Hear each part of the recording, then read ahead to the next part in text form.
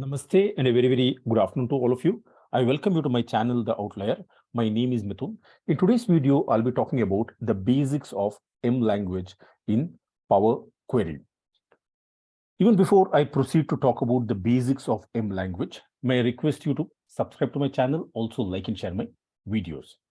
This is going to be a beginner's tutorial to the M language. Let's begin by asking the simple question, what exactly do we mean by the M language? M language is a mashup query language for Power Query. M code is the language used behind the scenes of Power Query. When you create a data transformation in the Power Query editor user interface, the software is writing the corresponding M code for the query. So let us say you are renaming a particular column or you're deleting a few rows. All of these things are executed by generating the M code. So the moment you open a Power Query editor, please be aware that you would have used the M code. Maybe we do not write it explicitly, but at the back end, the software is creating the M code to perform some of the transformations that you do. Let's speak more about the M language. What kind of a language is M? Typically, you might be familiar with C++, or many times people talk about C language, Java, or Python, or R. All of these languages have their own rules. They have their own naming convention, variable naming convention. Some of them are based on OOPS concept or object-oriented programming concept. Now here, when we talk about M language, what kind of a language is it? To answer this question, M is a functional, case-sensitive language, which means it is primarily written with functions that are called to evaluate and return results. M code comes with a very large library of predefined functions. Let's say you already have used Excel. Now in Excel, you have thousands and thousands of predefined formulae. The same way, here in M code as well, we have a strong collection of predefined functions. These functions are available, and we can go ahead and also create our own functions if need be. With this, what I'll do is I'll talk about the basic syntax of M language. There are two portions to this, or what you call as a block. The first one is what is called as the let block, and the second one is what is called as the in block. Now, what is this let block? The let statement is used to define the variables, or it's also called as the manipulation or calculation block. Once you define your variables under the let statement, as a second step, you can go ahead and create what is called as the in block. The in block is primarily used to display the output. I'll be showing you how to execute this particular syntax with a very simple example in a few moments from now. Let me first show you how is the M language getting created. Let me open up a spreadsheet. You can see here, right now, I am using an Excel workbook. Let me create three simple variables. The first one is name. Then we have gender. And the third variable is salary. I'm going to create 5 employee names here. Let's say Rahul, Khanna, Rita. Then you can also have Ram and Dolly. These are 5 names of employees. You can give their gender here. First person is a male. Second person is again a male.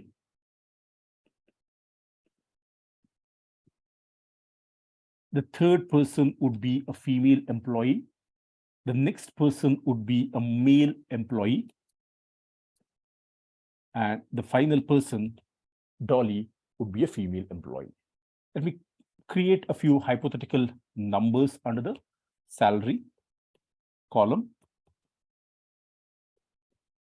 These are the three columns and the data that we have created. Now, how do we execute the Power Query editor? How do we access the Power Query editor? Now, there are multiple ways in which you could access the Power Query editor. Now, the objective of creating this small data set is to simply show you a small example as to how M code looks like. So I've created three variables. Now I'll be going to the data menu. In the data menu, besides the get data option, you can see here, there is a feature which is called as from table or range.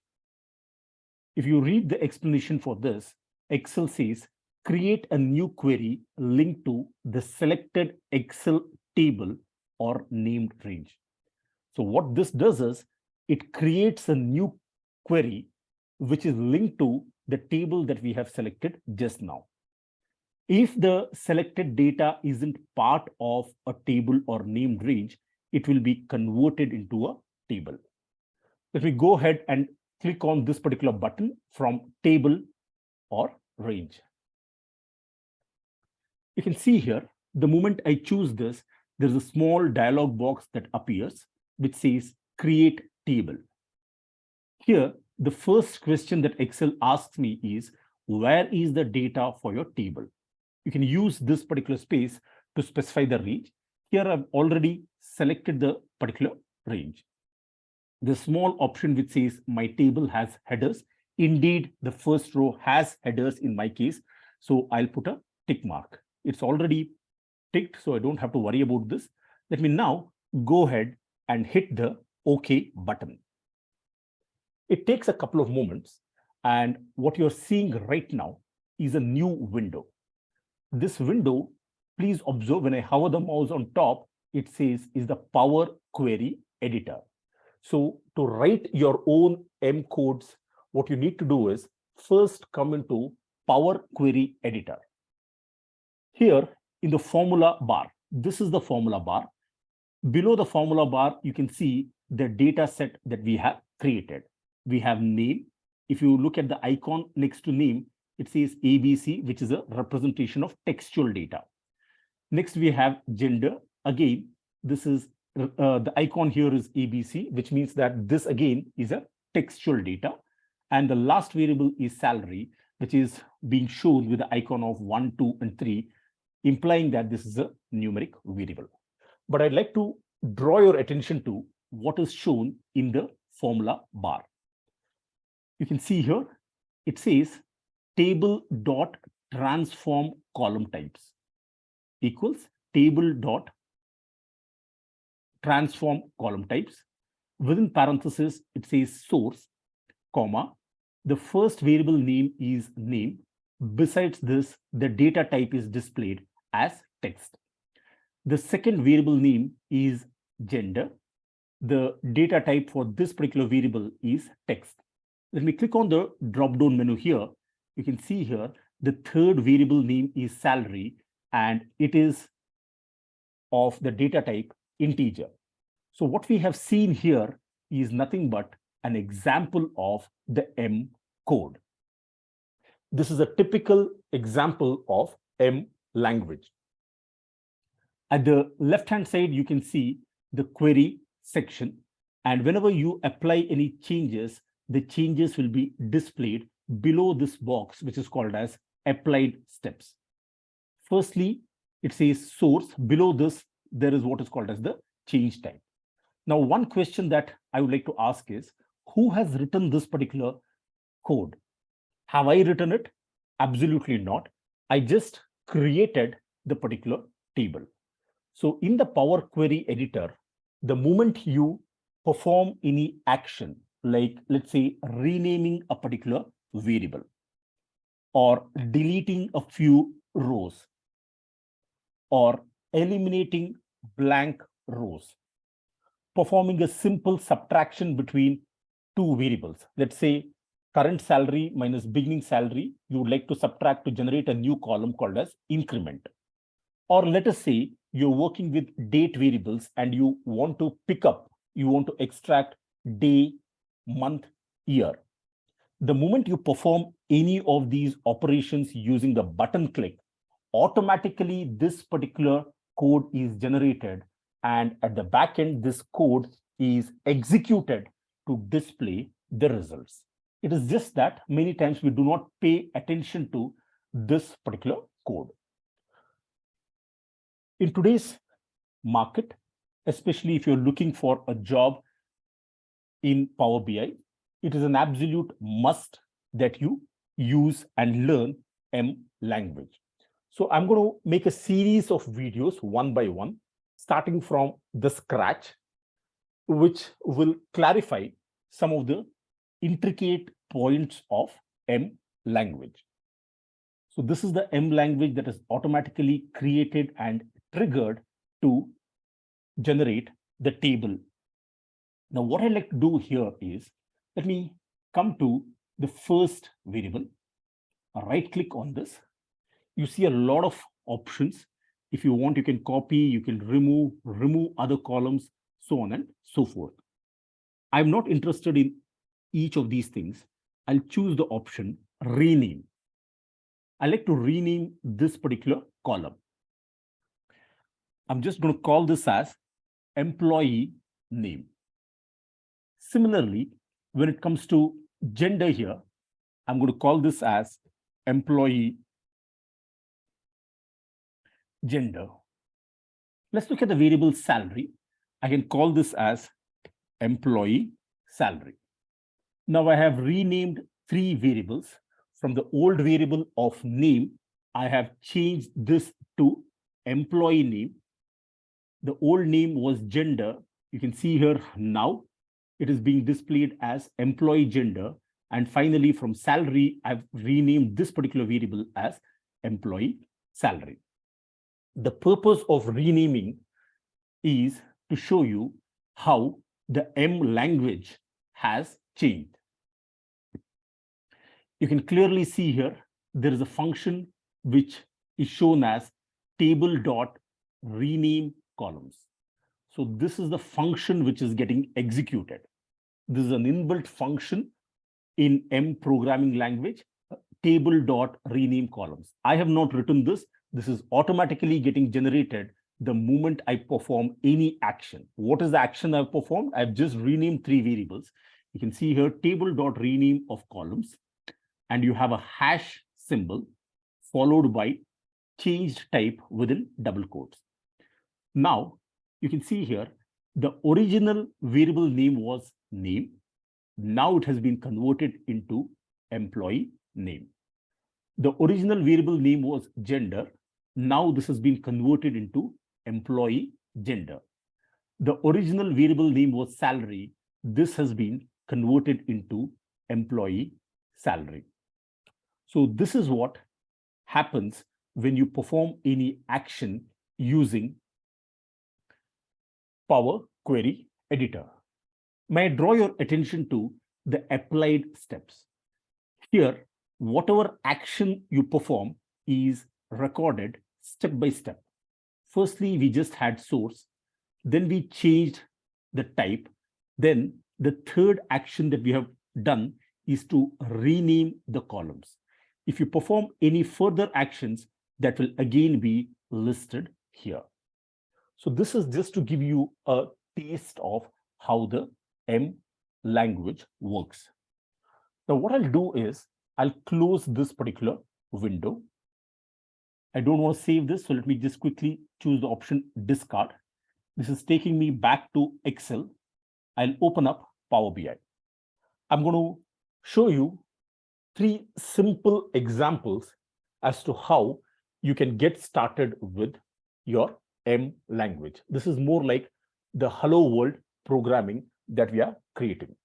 This is mostly useful for beginners. If you're already an expert in M language, perhaps you might want to skip this. Firstly, How do we execute? My apologies. I'll say this again. How do we access the Power Query Editor? To access the Power Query Editor, you can click on the Get Data button. Let me click on this particular option. Here, you can move on to what is called as blank query. If I hover the mouse here, what Power BI says is this feature helps you write a query from the scratch, which is what I'll be doing. I'll be showing you how to write a query from the scratch. In case this particular option is not highlighted in your Power BI, there's nothing to worry. You can choose the last option, which says More. Let me click on this particular button.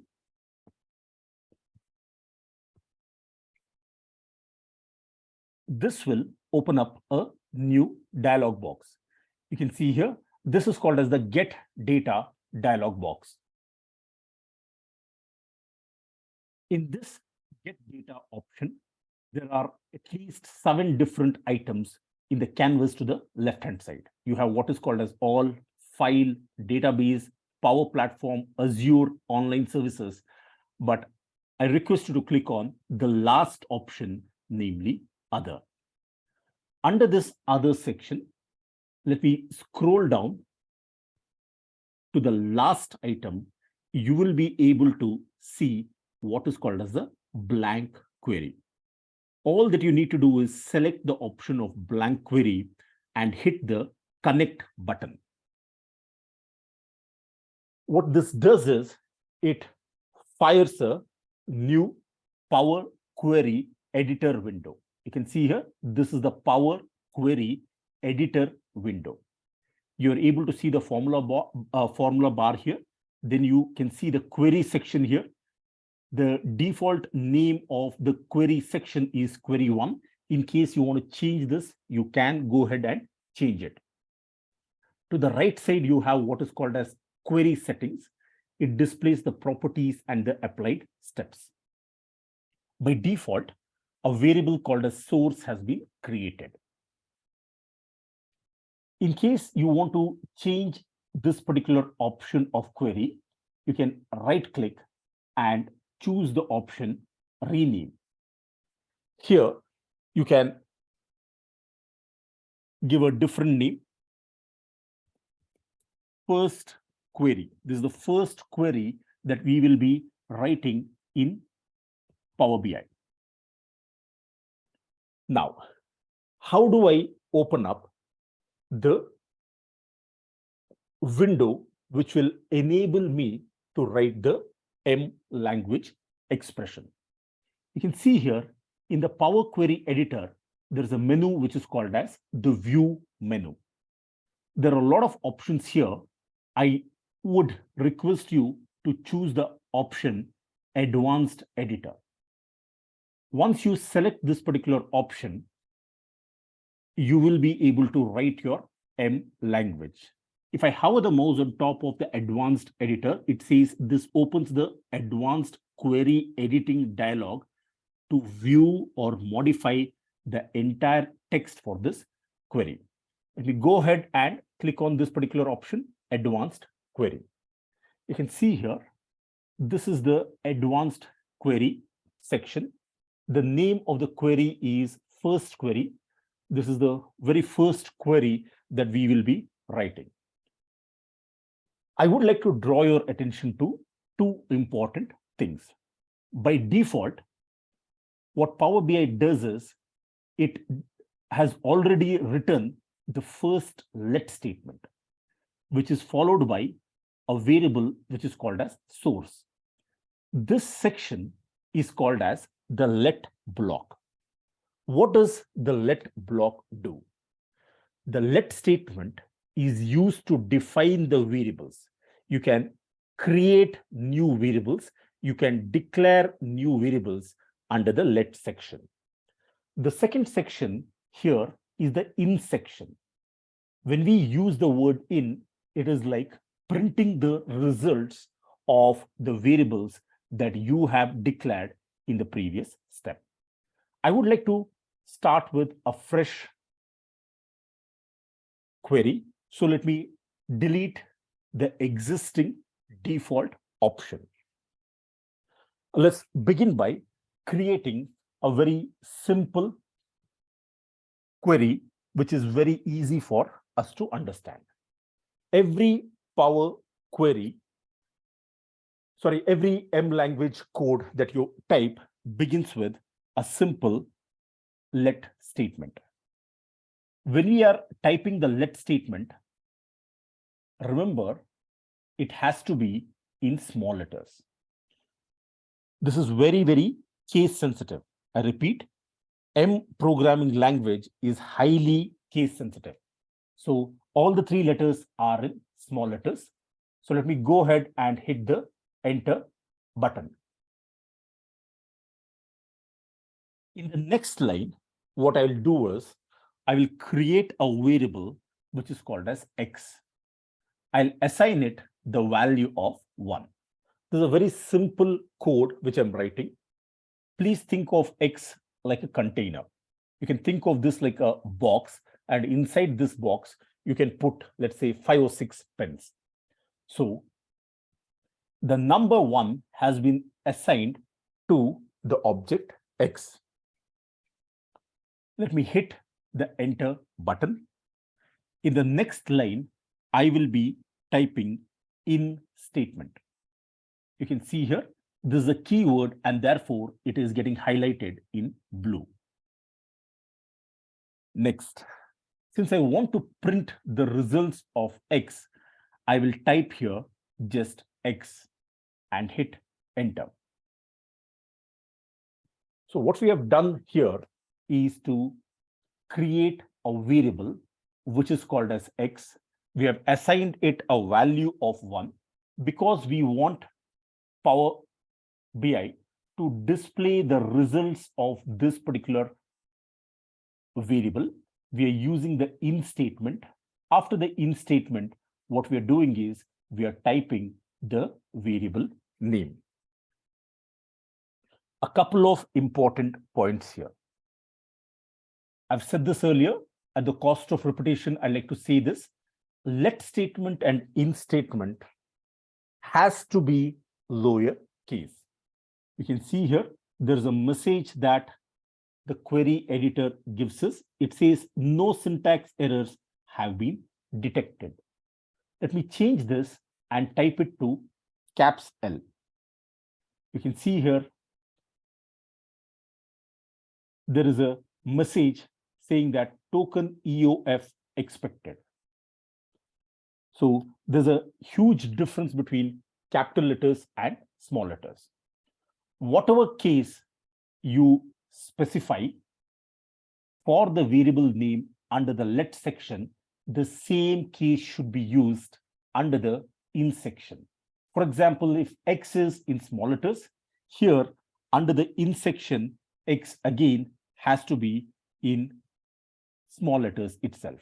If I type it using a different case, you can see here, it says no syntax errors have been detected. This is a bit of a problem. I'll go back and change this to small x itself. Remember that the case has to be the same. The case cannot be inconsistent. So this is the first thing that we need to pay attention to. That is the let statement and the in statement, both of them must and should be in lowercase. Secondly, the variable names should be in the same case in both the let as well as in the in statement. Now you can go ahead and click on the done button at the right hand side bottom corner. What you see here is that Power BI displays the number 1. You can see applied steps. It says that we have created a variable which is called as X. So this is how we can go on to create more variables. If we go back to the view button, hit the advanced editor option. This is the first query that we have typed. What we can do here is to create one additional variable. After x equals 1, let me hit enter and type y equals 2. You can clearly see here the advanced editor is not happy with the way we are coding. It displays a message which says token comma expected, which simply means that after x equals 1, I have to specify a comma. A comma indicates end of the statement. You might have observed that I'm not putting a comma after y equals 2 because there is nothing after y equals 2. Once the query editor is satisfied, it says no syntax errors have been detected. We have x equals 1 and then y equals 2. Now, what is it that we want to do with these two variables? What I want to do is perform an operation on x and y. I'll just simply type x plus y.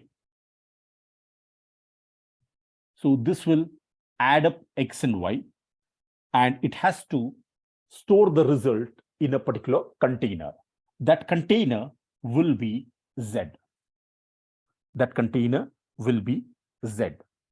So I have created x equals 1, y equals 2, and z equals x plus y.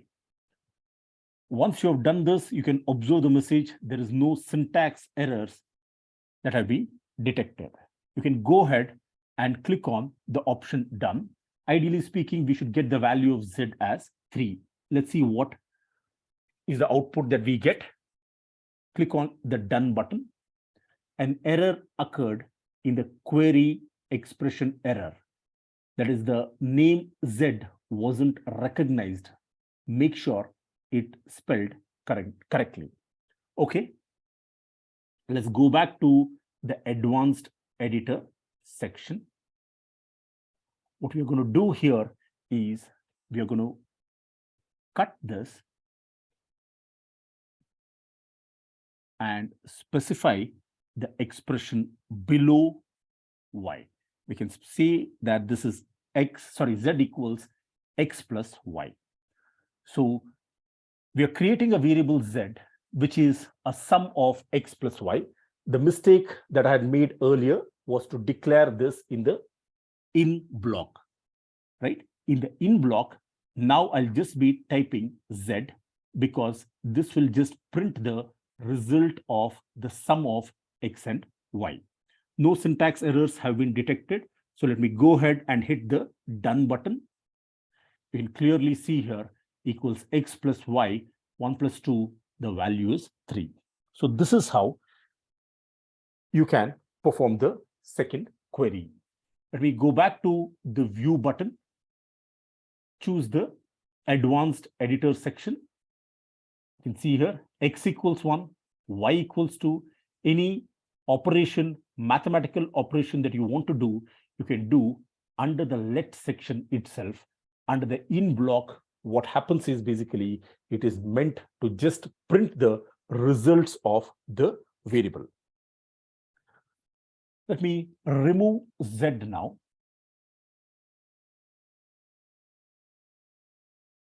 We have x equals 1, and here y, I'm going to change this as x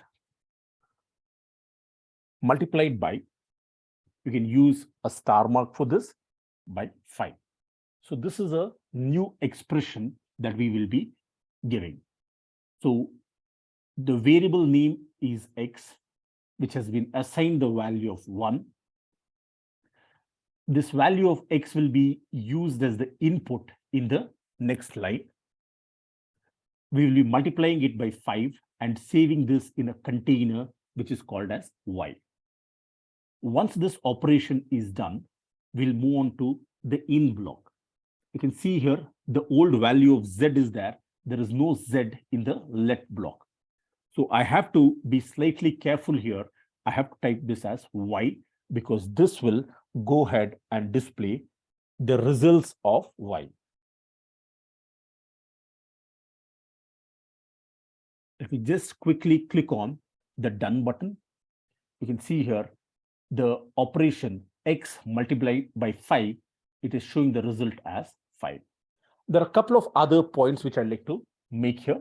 So let me quickly go back to the advanced editor. The one thing that you might have observed here is that in the advanced query option, you don't need to define the data types. I repeat, you don't need to define the data types. Perhaps if you have used C or C++, you have to explicitly state what is the data type of X. In this case, it is numeric. Sometimes you may display string data, which has to be mentioned in the case of C or C++. Here, we don't need to define the data type for a particular variable. It will be automatically assigned when the first assignment occurs. Secondly, I'd like to also talk about the naming convention for a variable. I know that this is our first program, so I've deliberately given a very simple example with X and Y. Remember, you're always safe whenever the variable name has one single word. I repeat, it's always safe that the variable name has one single word. If you have multiple words, it can be a problem. It is not that you can't give multiple words with space in between, but the naming convention in that case would be very different. Let me just go on to show you how you can have space between two words in the variable name. Let us say I'm creating what is called as employee name. As you can clearly see here, there is a space, so there will definitely be a problem with this. Let me go ahead and type this as 30,000 multiplied by y. So the first line, I'm specifying the value of x as 1. In the second line, 1 is multiplied by 5 to create a new variable y. And in the third line, we can specify, I need to give one more 0 here. So it is 30,000. It will take in the value of y, which is 5, and multiply it by 30,000. But clearly you can see there is a message which says token equal expected. How do we declare employee name here? The one thing that you can do is to put this within double quotes.